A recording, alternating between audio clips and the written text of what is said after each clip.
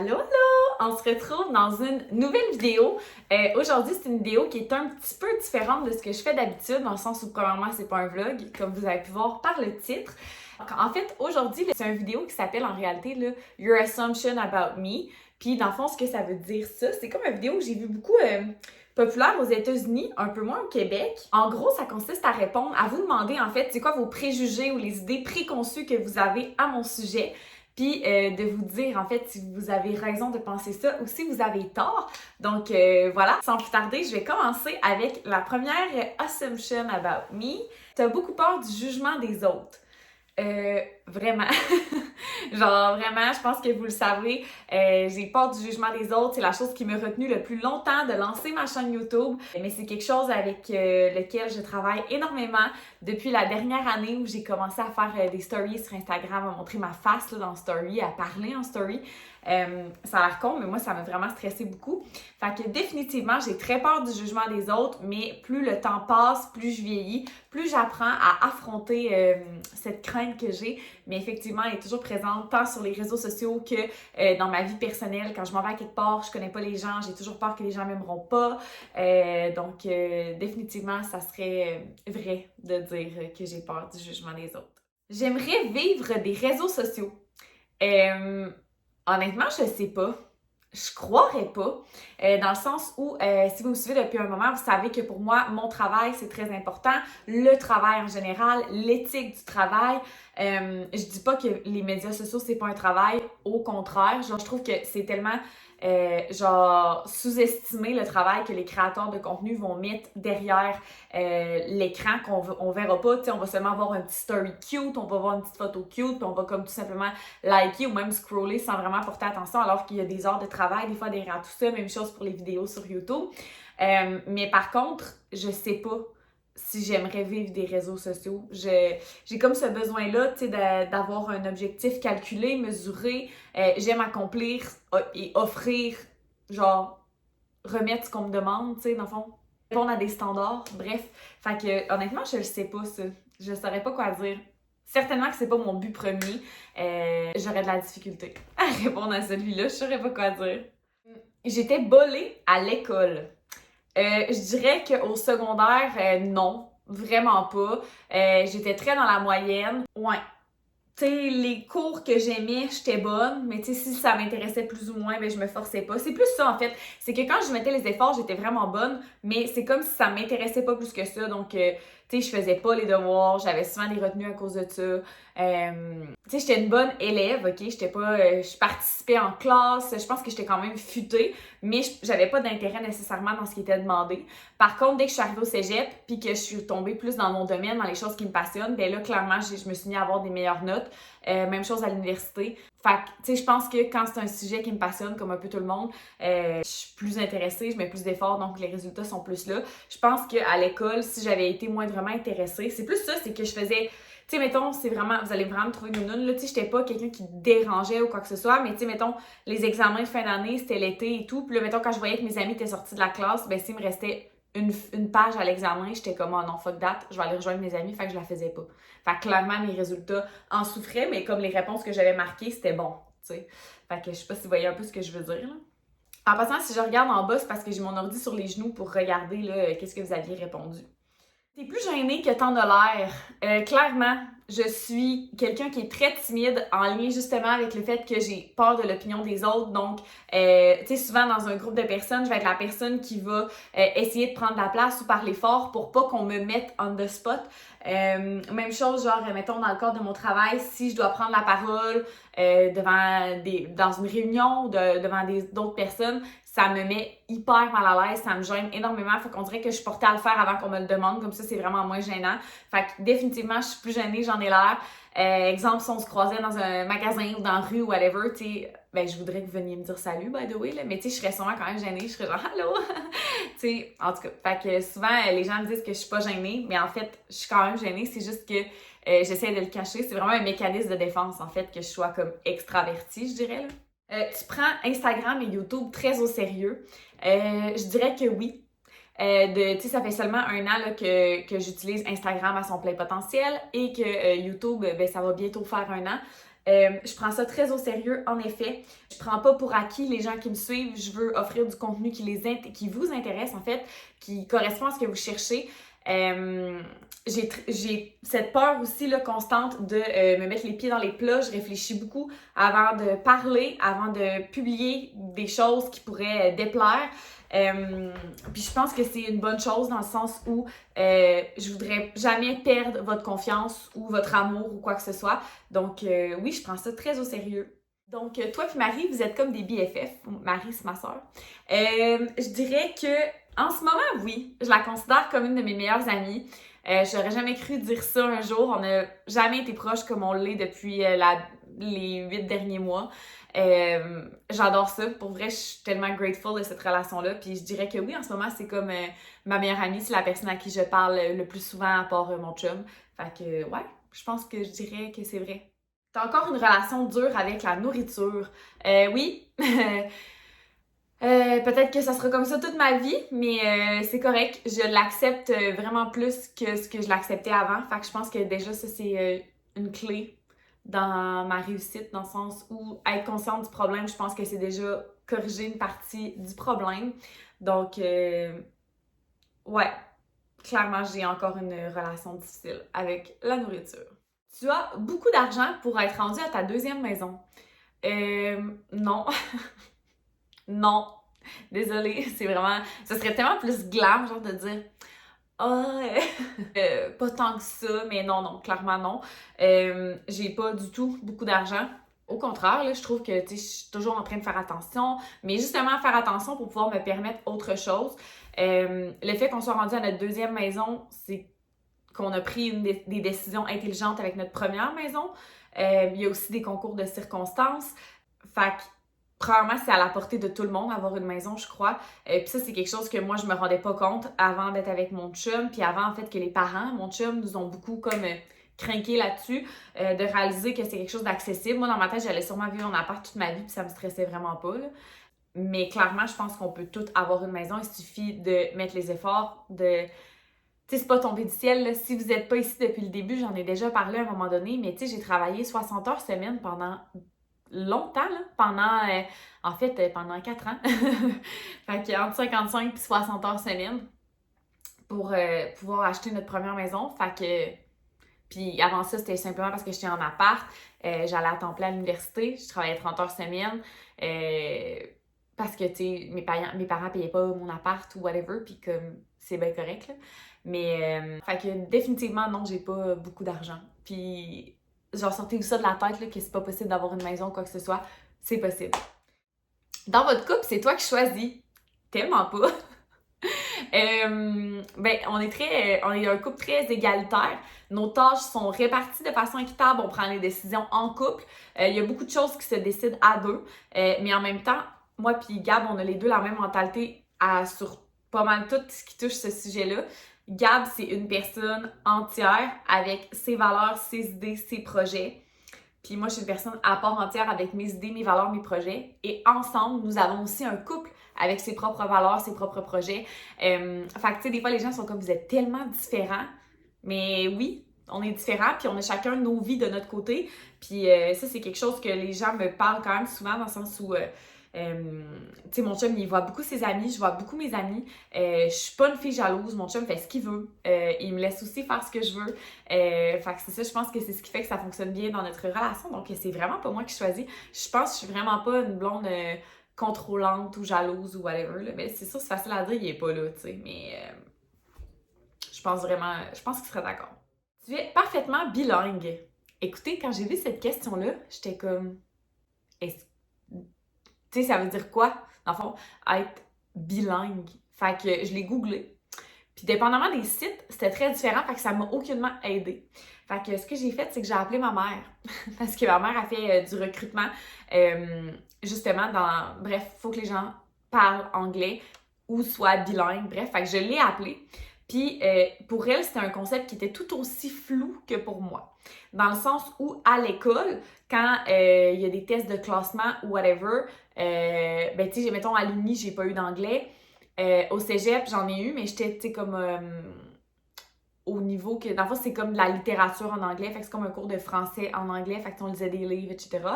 Fait que, comme, si la question c'est est-ce que je suis capable de maintenir des conversations en anglais et en français, clairement, je pense pas que j'écris aussi facilement en anglais qu'en français. Puis, tu sais, je gère pas l'anglais aussi bien que le français qui est ma langue maternelle. Par contre, mes parents, quand on était petites, moi puis ma soeur, c'était vraiment important pour eux que on parle anglais de façon fluide, là. Fait que je vous donne un exemple. Moi, chez nous, la télé, quand j'étais jeune, c'était en anglais. On n'écoutait pas la télé en français. Fait que, tu sais, mettons, je sais que mes amis ont écouté genre, je sais même pas c'est quoi en français, l'Autobus Magique, sûrement.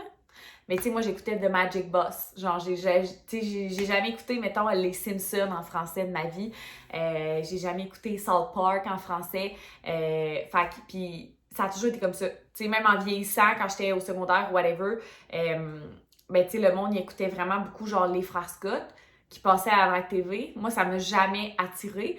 Je l'ai écouté quelques années plus tard en DVD, en anglais. Au secondaire, mettons, moi, j'écoutais Dawson's Creek, mais comme sur le poste anglais. J'écoutais Much Music, j'écoutais pas... Ben, j'écoutais un peu Musique Plus, mais c'est ça, tu sais, ma mère, elle a toujours été vraiment stricte là-dessus. L'été aussi, là, quand on n'allait pas d'école, ma mère, elle nous achetait des livres en anglais de la Maison Anglaise, qui est comme une librairie anglophone, puis on devait, tu sais, lire des livres en anglais. Fait que ça a toujours été très présent.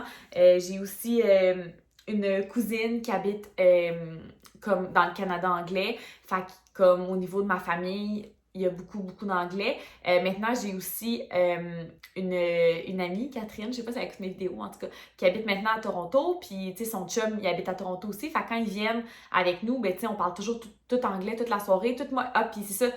Moi puis mes amis, on a tous fait le même programme en anglais. On est tous allés en anglais intensif à l'école au secondaire. Fait que c'est vraiment un long bloc pour dire que, genre, c'est tellement difficile de répondre à cette question-là. Je pense pas que je peux dire que je suis parfaitement bilingue. Là. Parfaitement, non, clairement pas. Mais l'anglais, clairement, quotidiennement, est utilisé chez nous.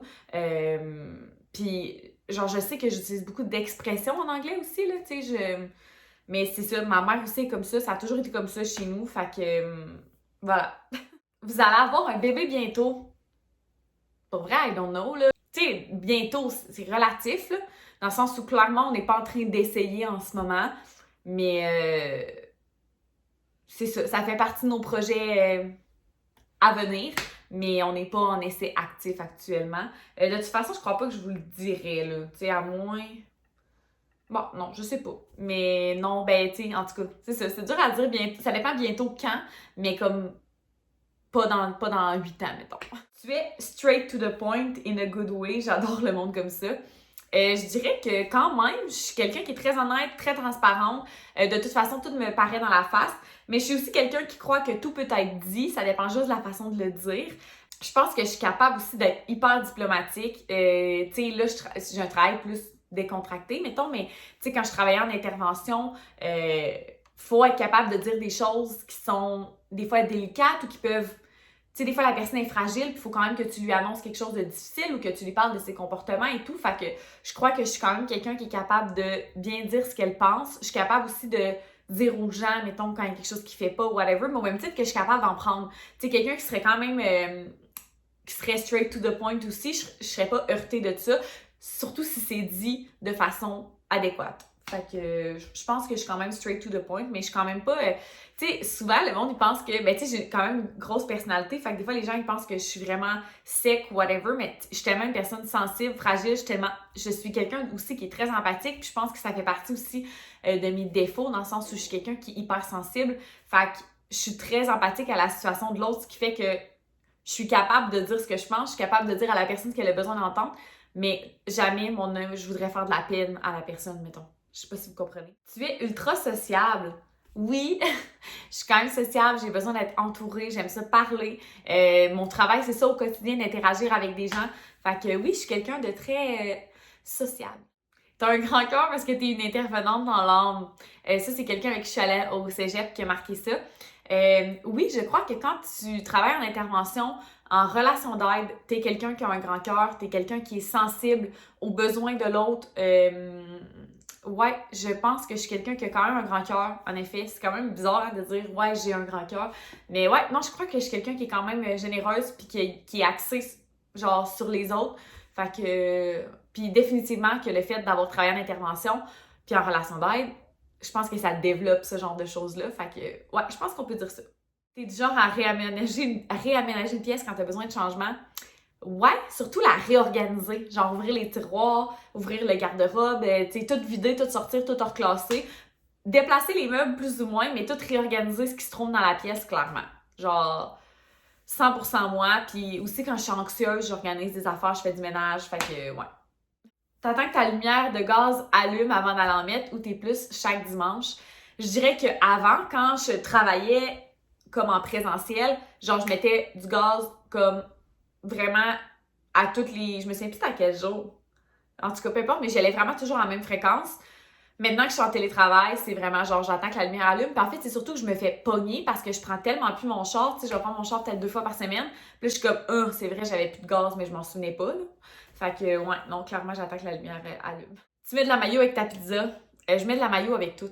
Je mange tellement de mayo dans une vie, c'est incroyable. La mayo, c'est ma vie. Genre, ouais, je mange de la mayo avec ma pizza. T'es très attentionné en amour. Ouais. Mais pas juste en amour, en amitié aussi, je pense.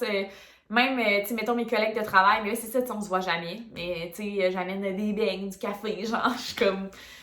Ouais, je pense que je suis quand même très attentionnée en amour. Tu aimes les séries télé comme les Frères Scott et The O.C. The O.C., je savais pas c'était quoi, j'ai demandé à mon ami, fait que j'ai jamais écouté The O.C. Les Frères Scott, c'est ça, je l'ai écouté vraiment, j'étais adulte, là. Fait que tu sais, j'étais dans la vingtaine quand je l'ai écouté. J'ai quand même aimé ça. Mais je suis plus du genre Orange is the New Black, Prison Break, Breaking Bad. Beaucoup le lien avec la criminalité. Clairement, c'est déformation professionnelle. Mais ouais, tout ce qui a un lien avec la santé mentale. J'aime beaucoup aussi les thrillers. Mais tu sais, j'ai écouté les Frères Scott, j'ai aimé ça. Grey's Anatomy, ça fait genre 5 fois que je l'écoute à chaque année. Fait que, ouais. Tu es superficiel. Ça, genre, pour vrai, ça, it's a good one parce que, genre, je le sais, ben, ça dépend. Tu sais, dans le sens où, mettons, quelqu'un pourrait m'offrir, genre, tu sais, quelqu'un qui m'offre quelque chose ou whatever, genre, je suis tellement pas regardante là-dessus. Mais, comme par rapport à moi-même, mais je sais pas si c'est être exigeante ou être superficielle, mais clairement, il y a beaucoup de choses que je changerais de moi pour que ça corresponde à mes standards de beauté. Est-ce que je suis superficielle? Pour vrai, si vous me connaissez dans la vie puis vous écoutez cette vidéo-là, vous le direz dans les commentaires. Je sais pas. Je le sais pas. On dirait que je trouve qu'il y a tellement plus que ça. Puis, je sais pas parce que, tu sais, aussi, mettons, genre, moi, j'ai pas de genre physiquement, ok? Tu sais, le gars, il pourrait pas tant prendre soin de son apparence, puis comme, ça me dérangerait pas. Fait que je sais pas si je suis superficielle. C'est vraiment une bonne question. En tout cas, si vous le savez plus que moi, vous me le direz. Ou même vous, en fait, vous savez peut-être plus que moi parce que vous me voyez aller, genre. Peut-être que je le suis. En tout cas, vous me direz dans les commentaires. Peut-être que je suis superficielle un petit peu, ouais. Je sais pas. T'as un gros caractère. Oui, j'ai un gros caractère. J'ai vraiment un gros caractère, mais je n'ai pas mauvais caractère, par contre. Je me lève toujours de bonne humeur. Je suis pas quelqu'un qui est rancunière. Quand les gens s'excusent, je crois qu'on peut pas refuser des excuses. C'est ça. Je pense que j'ai gros caractère, mais que j'ai pas mauvais caractère. Je pense que je suis pas difficile à vivre. Tu sais, aussi, mettons, c'est con, mais j'ai habité en colocation. Puis ça aide beaucoup aussi, je pense, à comme apprendre à respecter la limite des autres, puis pas prendre toute la place, puis genre... Fait que, ouais, je pense que j'ai gros caractère, mais j'ai pas mauvais caractère. T'as un côté très naturel. Oui, genre... Mais vous le voyez dans les vlogs, là, je suis pas tout le temps maquillée, je suis pas tout le temps arrangée. Puis même côté naturel, genre, j'ai un côté fucking grano, là. Je suis très grano. Pas sur toutes, mais quand même sur beaucoup de choses. J'utilise beaucoup de produits naturels. Presque tout ce que j'utilise est non testé sur les animaux. Je veux que mes produits ménagers soient biodégradables. J'ai un côté vraiment grano. Je travaille pour une entreprise québécoise de produits naturels. Fait que moi, j'ai un côté vraiment très naturel, c'est vraiment important pour moi. Je mange pas de viande. Il y en a pour qui ça compte plus ou moins, mais moi, je trouve que c'est quand même un move, genre un eco-move, là, dans le sens que, genre, ça a un impact sur l'environnement. Fait que, ouais, je pense que je suis quand même assez naturelle. Je sais pas si c'est ça que la personne voulait dire, là, mais en tout cas, clairement, oui, j'ai un côté un peu grano. Fait que c'est ce qui complète vos préjugés ou vos suppositions à mon sujet. Vous me direz si vous pensez que j'étais comme vous pensiez, mettons. En tout cas, ou s'il y a des choses qui vous ont surpris, je serais vraiment contente de savoir. Fait que voilà, j'espère que ça vous a fait du bien, ça fait changement, ce genre de vidéo-là. Fait que moi, j'ai bien aimé lire ce que vous aviez à dire. Honnêtement, j'ai pas répondu à tout en passant, là, parce qu'il y en a... Honnêtement, je m'attendais pas à avoir autant de réponses. Mais merci beaucoup. J'aime toujours ça quand vous participez, quand je mets des petites boîtes sur Instagram, des sondages, des trucs de même. J'aime full ça parce que ça me permet de comme mieux vous connaître. Fait que voilà, j'espère que vous avez apprécié la vidéo. Puis n'hésitez pas à vous abonner si c'est pas déjà fait. Puis on se retrouve dans une prochaine vidéo. Bye tout le monde!